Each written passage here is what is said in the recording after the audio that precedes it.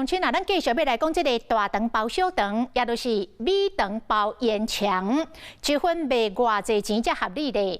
有网友到屏东车城福安宫后壁摊贩买到一组是110块，这个网友话讲真贵，讲屏东的物价袂输予台北。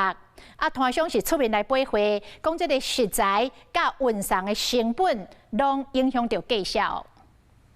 烟肠现行用 QQQ 的糯米肠搞起来滋味介赞，这份经典组合的国民点心，大肠到小肠，一份卖偌济，你可以接受。热闹的3轮车卖65块，应该差不多在80以下吧，70、80。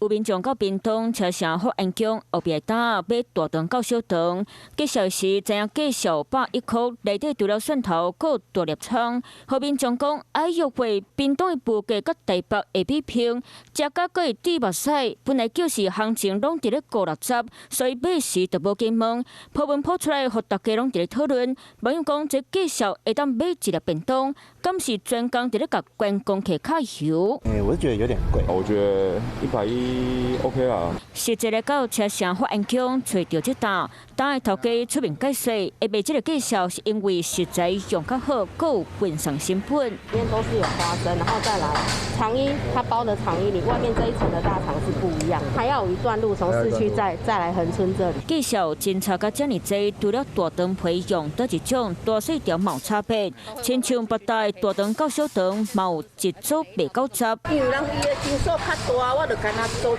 位尔，人做较侪位呢。建议民众伫咧买进前，拢爱先问清楚介绍，才袂食甲起毛真歹。毕竟一分钱一分货，俗米无好货，啊好货唔俗买。Hello， 我是易景，想要抢先掌握最及时的新闻资讯吗？赶快订阅、按赞、开启小铃铛，锁定华视新闻的 YouTube 频道。